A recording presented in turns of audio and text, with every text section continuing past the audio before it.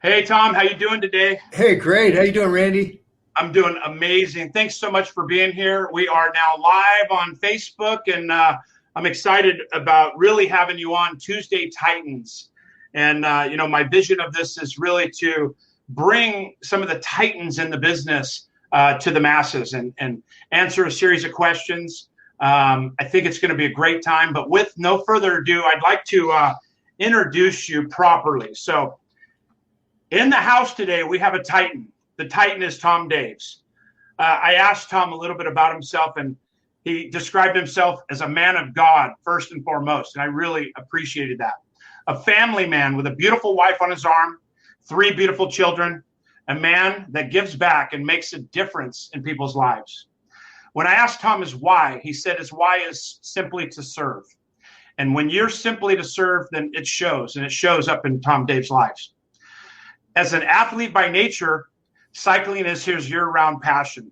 He does the Death Ride every year, which is a big ride around Lake Tahoe, entailing 129 miles, 15,000 plus minus feet of ascent, and just lung-busting, ascents and climbing over 5 mountain passes. Plus, he's a barefoot water skier, enjoys Healy skiing in Canada. I mean, really? An avid golfer that enjoys anytime he can get to the mountains and the ocean. Tom's the happiest. This man is a beast. 35 years of experience in the real estate world, completing over 7,000 closed transactions. Formerly the #1 Keller Williams agent in the world 7 separate times. That's an amazing feat. Please help me welcome my guest, the man, the myth, the legend, Mr. Tom Daves. Tom, thank you for being on the show, and I really, really appreciate having you today. Awesome. Glad to be here. It's an honor, Randy. Thank you very much. I'm excited to share with others, and always excited to connect with you. It's funny, Tom, because, one of the first things you say is you're a man of service, a man of God, but also you love giving back. And, I see that in the people that have had uber successful careers like yourself. And I'm just really, really excited to get to the brass tacks of this and talk about some of the things that have inspired you in your many years of real estate and the things that drive you, right? And so I've got a couple questions for you if you'll play along with me. And Sure. There's no right or wrong answer. It's really about you, but letting the guests and letting the people on this show today really get to know you a little bit. And then, as we get towards the end, if we have a little time, I'll try to look at some of the comments. I'm sure we'll have a lot of them, but I know we'll have thousands of viewers in this particular segment. And I know they're looking at you and wanting to know what you do and how you become so successful, Tom. So my first question, and they're kind of all over the place, designed that way to create some interaction and curiosity amongst the fans and the guests. But tell me, what are your maybe 1 to 3 books that most influence you professionally and personally? Well, one book that really, really struck a chord with me was called Halftime. And it's a book about a gentleman, which I thought that it was myself that wrote this book. And basically, he talks about the first half of your life is all about success, and the second half is about significance. And I felt that way. I feel that way with myself. I've achieved many, many milestones and a lot of success, a lot of awards and trophies, walking across stage, accepting those. But it's really more about significance than it is about success. So Halftime is a great one. And obviously the Bible, I'm a man of God. So there's just so much wisdom in the Bible that I read every day. There's just huge wisdom to gain from that, which is awesome. And then a few others. There's, how about Living with a Seal? I don't know if you know David Goggins. I just finished Can't Hurt Me, man. Best book on the planet for certain things. Absolutely. There's always more in our reserve tank than we think. Right. Grit was another great book that I've read, and Angela Duckworth. And it just talks about, it's not all about knowledge. It's about grinding it out And it's about being, working hard. And that's really wrong show. And then here's the last one, 6,000. It's kind of a fun book, the $6,000 egg. And I'm actually going through that right now with my team. And it doesn't talk about customer service. It talks about the customer experience. I got really you. Making a difference one by one with all of our clients and our relationships that we have, and going above and beyond. So those are some of the ones that come to mind. And I just love reading. I love to constantly read and grow. I mean, I'm a YouTube fanatic. I mean, every single morning I get up, and we'll talk more about my morning ritual. But I have a question for you about your morning ritual coming up. One of those things is listening to a YouTube podcast. I love that, dude. I knew going into this interview that I was going to have to try and not take as many notes. So luckily we're recording this for all the viewers out there. You can go back and watch this and get these nuggets, because I'm already wanting to take notes from Tom Daves. So Tom, let me go on the next question I have. In the last 5 years, what new belief, behavior, or habit has most improved your life? Well, I think it goes right to, Hal Elrod, the morning ritual. It goes right to, the acronym SAVERS. I get up in the morning and, I don't know if you've seen the Hal Elrod SAVERS, but it starts with S is for silence, A is for affirmation, V is visualization, E is exercise, R reading, S is scribing. So every morning I get up, read the Bible, pray, journal, exercise, and then scribe. It definitely makes a huge difference in my life. I start on the right foot. I don't always feel like it. Sometimes I'll get up in the morning and just, I kind of want to just veg out or whatever, but I just force myself to do it. And it's definitely made a huge difference in my life, significantly. Awesome. You're impressive on a lot of levels, and I'm not just saying this because of our content today, but you shared with me your daily ritual one day, and it kind of freaked me out. It was like you had these 20 items that you had to get done every day, and you had to check box. It was Monday, Tuesday, Wednesday, Thursday, Friday. And I was like, this guy's an animal. And then I realized, what does the inside look at the number one agent in the world look like? And you're it. And so I appreciate you sharing that and being willing to share that very much. And that's kind of a weird quirk that I have is checking off boxes. I mean, I feel so good at the end of the day when I have a list of things to do and I check those boxes off. I mean, I'll even have a checklist when I'm, on the weekend, if I have work to do, if I have 5 or 6 things to do. And then, let's say, for example, I forgot to write down going to the cleaners. I'll still write that down so I can check it off. You're an animal. Well, I think you have to do that to complete 7,000 transactions in your life. I mean, you have to have systems in place, right? And it's funny because you're tying right into my next questions as we progress. So I love that. But so let me ask you kind of off the cuff a little bit. What's the craziest thing or experience you've witnessed in real estate? Oh, well, I've seen so many different real estate transactions, clients, buyers, sellers. So I would probably just go back to the peanut butter open house. And it was my very first open house. I started real estate when I was like 12. I was very young, and I didn't really have the best training, but my broker said, you need to hold an open house. So I said, okay. So I went out first thing that Sunday morning, and I just had a cup of coffee, and then I knocked on doors. I put out flyers. I put my signs up. I got everything dialed in, and then I got to the open house at 1:00, and the sellers were there. The place was immaculate. They left. I said, thank you very much. Sat down on the chair, turned on the football. No one came. And I realized I hadn't eaten anything all day. I was starving. So young and naive, I thought, okay, what can I do? What can I eat where they won't know? So I actually grabbed some peanut butter and a half a piece of white Wonder Bread, I think. and I had an open-faced piece of peanut butter, took a huge bite, and the owners came back in. My face was beet red. Like, and they were like, "Oh, are you hungry?" I'm like, "No." Anyway, like I a don't dog recommend licking peanut butter. anyone, but the peanut butter open house. The crazy thing. And I've had, anything from that, of course, the REO days, foreclosures, REOs, I've had SWAT team, guns, at gunpoint. West. Just, you name it. I could write a book, right? Right. You should write a book on this. Real estate, you can go from the height of exaltation to the depths of defeat within the same 60 seconds. That's fun. I love that. I love it. Great story. Thank you.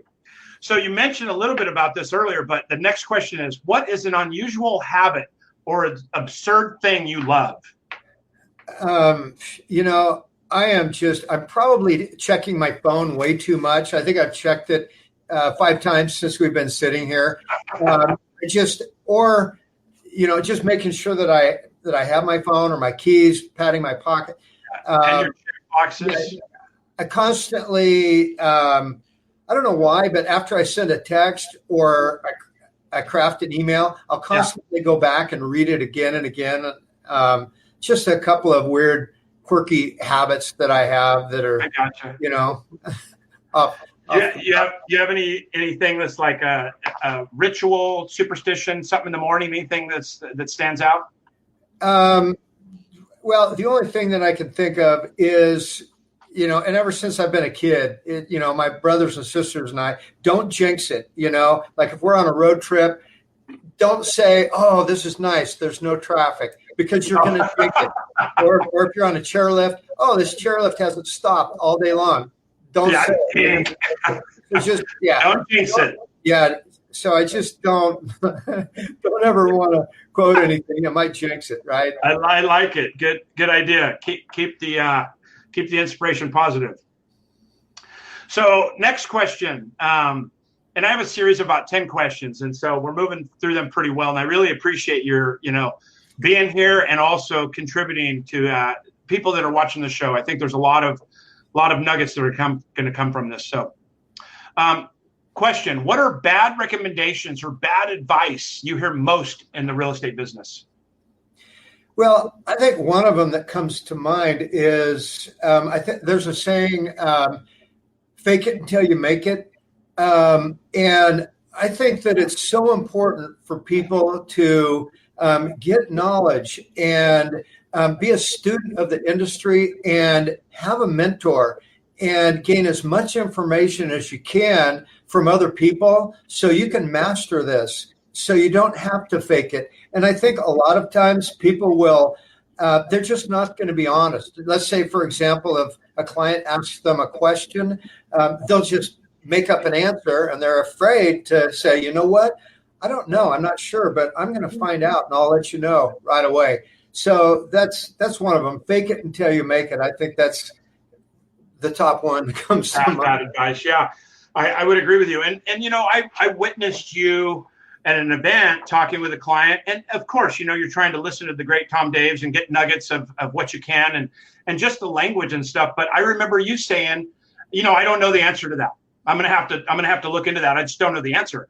And I was like, man, that's really, it seems simplistic, but at the highest level, if you believe that, then obviously you're giving them just what you know and not trying to fake your way around it.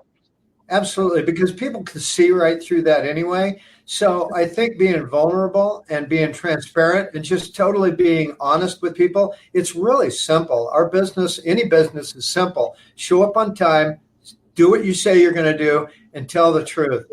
If you can follow those 3 things, you're going to beat the competition 90% of the time, right? Absolutely.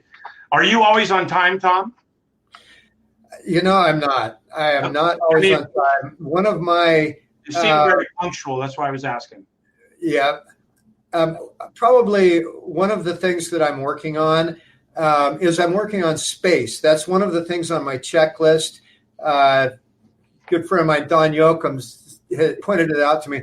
I try and cram too much into the day, and I book appointments 1 hour from each other, like on listing appointments. I'll book 4 appointments back to back to back to back. 1 at 2, 1 at 3, 1 at 4. One thing happens, screws up the whole day. Right, and it's for some reason I get a rush by doing that, but it's not really doing myself or my clients or my colleagues any good. So I'm working on being on time, showing up. I got you. Cool. I appreciate you being vulnerable about that, because listen, there's a lot of people watching that are like, okay, he's a madman. How does he do all this? And to know that you're real and you're just doing the best you can. And what's amazing to me is the identification that you still are always working on bettering yourself and bettering your business and bettering the service you can provide clients. Well, you have to. And, the plane that flies from San Francisco to New York, it's actually on course only 10% of the time. It's correcting. And that's how I view my life, is to constantly correct and improve to be the best self that I can be. I love that, Tom. Thank you, man. This is great. I really appreciate it. So this next one may be a little deep, but when you feel overwhelmed or unfocused or have lost focus temporarily, what do you do? Well, that's a great question. And I do lose focus. I am off track from time to time. And as you know, I've been through several economic cycles. One of my favorite saying is Wayne Gretzky, you have to skate to where the puck is going to be, not where it is now, but where it's going to be. And I've done traditional real estate, REO, bank-owned, foreclosure, team, huge private equity, Blackstone private equity. And I've had the ability to catch those economic cycles before they hit, but there's always a little bit of a downturn in between each of those. So to answer your question, I just focus on massive activity. There's a saying that activity cures anxiety. And I've gone through anxiety through some of those downturns and some of the shifts in the market. So I just have massive activity, and I throw it, whether it's just putting on the headset, getting on Mojo and just dialing for dollars for hours and hours. I mean, I'll tell you what, if that doesn't cure anxiety, I don't know what will, because it's the most dollar productive activity that you could do. It's just pick up the phone and start talking to people, and stuff will happen. I love that. My coach told me, outproduce your problems. Whatever your problems are, develop a production plan around it and outproduce your problems. Kind of what you're saying. I love that. Oh, that's great. And that, that transitions really into my next question was, you've positioned yourself in front of many of these trends, REO, personal buys, emerging companies, and Blackstone you mentioned, and some others. What do you attribute your ability to position yourself in front of these powerful trends? And a second part of that, as you mentioned, maybe a gap between it being an idea that it's going to happen and then it actually happening. How do you have the wherewithal or the knowledge and just grit to just wait for that when you believe in it? How do you have that innate ability to do that? Well, that's a great question. So it goes back to the 3 fundamental things that will guarantee your success. Number 1 is your mindset. You have to have a positive mindset and think big mindset. Number 2 is how you spend your time. You have to be extremely disciplined with your time. And then number 3 is who you spend your time with. Jim Rohn says we're the sum total of the 5 average people that we hang out with. So we have to be with people that are going to push us, people that are going to share information with us. And that's one of the things that I've done is I've constantly been in masterminds, and I've collaborated with agents and brokers and extremely successful business people at the highest level that I can to gain knowledge, gain information, be a student of the market. When I was selling REOs, I would travel the country and go to these masterminds with the banks, Atlanta, New York, Colorado, Denver, LA, wherever, Dallas, to meet and to connect with high level professionals. And right now with EXP, I've never been in a company where there's been so much amazing sharing and collaboration with unified goals. Is one of the things that has taken me and taken so many others to the next level. So I hope that answered your question. It did, masterfully, and you were obviously with Keller Williams many years, now with EXP, and you've just had this really, to me, it's a little bit of a Jedi trick, how you can see what's coming up in the market and be positioned for it to happen when it happens. And I think that's really an amazing takeaway from this, watching what you do and how you have that ability to see those things. Is it your reading? Is it your studying? Is it just the collaboration with all these people that allow you to have that energy that understands what's coming? I think it's all of the above. It's my reading, studying the market. You have to be a student of the market, student of the industry, and then also meeting with other professionals and masterminding. And a lot of it's trial and error. Fail forward, right? Try something. I need to, and I think I'm pretty good at failing, but I'll fail fast and move on to the next thing. Right, totally. I love that fail forward, because you can't be as big as you are without having failures along the way and just learning from them and failing forward. Yeah, absolutely. There's ready, then there's aim, and then there's fire. I think I'm more on the third, fire, fire, fire. Your energy is unbelievable. Okay, so next question I've been dying to ask you. Morning routine. You're a beast. I could tell you work out. You sent me a video one day of you doing 20 push-ups on, what's that board called? The endo board. The endo board. I was like, this guy, not only is he doing 20 push-ups because we had a little side bet, but he's doing it on the endo board, making me step up my game. So tell me about your morning routine, kind of let people know what your average morning routine looks like and what that, does for you. Sure, absolutely. Well, I get up really early. That's another kind of quirky thing about me. I usually get up. I'm always up by 4. Sometimes it's 3:30, 4 o'clock. Right. So I'm up 4 o'clock, grab, I have some lemon water, some berries, and then get my coffee going. And then I go and sit down and read the Bible, pray, journal. And it's so nice. The house is quiet. No one's bugging me. And I'm just really spending some time, quiet time, praying. And sometimes I'll go outside in my backyard. We have a beautiful backyard, and we have a view. So just really, look at the stars, watch the sunrise. And then from there, I'll either work out at the gym, or I'll get on my bike, go for a bike ride. I do a spin class 3 days a week. Twice a week, I have a personal trainer that takes me through some pretty rigorous training. He has, endo boards, slack line, climbing wall, just all types of different. I'm just tired of going to the gym and using machines and weights over and over my whole life. So I need to really mix it up. And I do better when someone tells me what to do. When I'm in my spin class and the trainer is saying, okay, out of the saddle, now we're going to push it hard, we're going to sprint. Same way when I have a personal trainer. So from there, then I go back home. It's usually 6:30, spend some time with my wife and my daughter, and then, have a little breakfast, and then take my daughter to school. And then I'm usually to the office at about 8 o'clock. And then the first thing I do is delegate. That's a great thing. In fact, Tom Bellew gave me that idea previously. First thing I do is delegate to my staff. What can I get off of my plate? And then from there, handle a few emails, calls, texts. And then I do, the most dollar productive activity, do my lead generation. I love it. Activity cures anxiety, right? So I love that answer. Make a mess in the morning and then clean it up in the afternoon. I know not to work out with you, and I certainly know not to bike ride with you.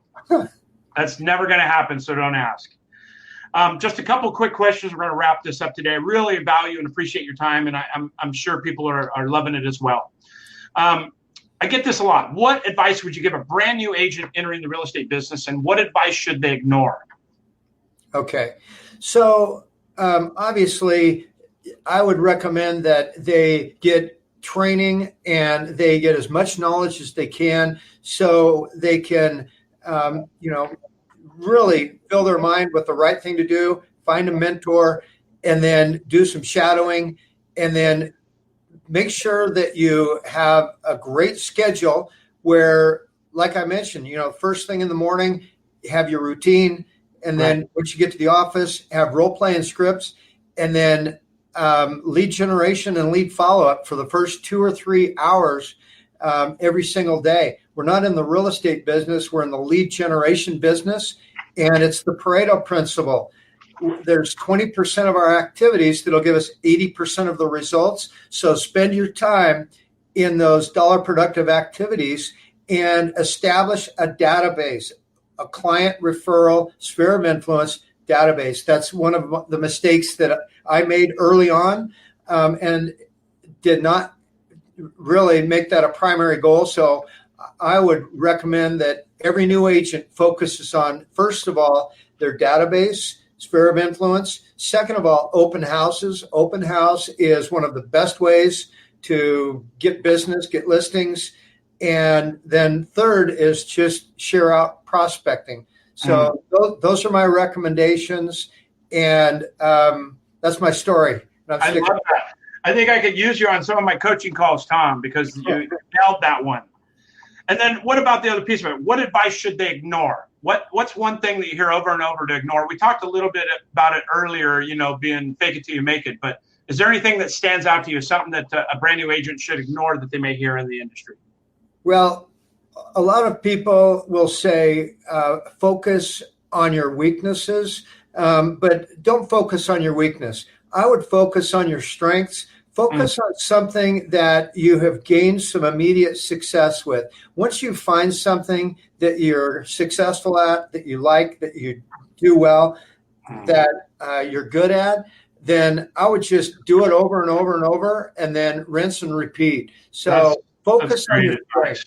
That's great advice. You are a pro, man. I really, really have enjoyed this. My last question of the day.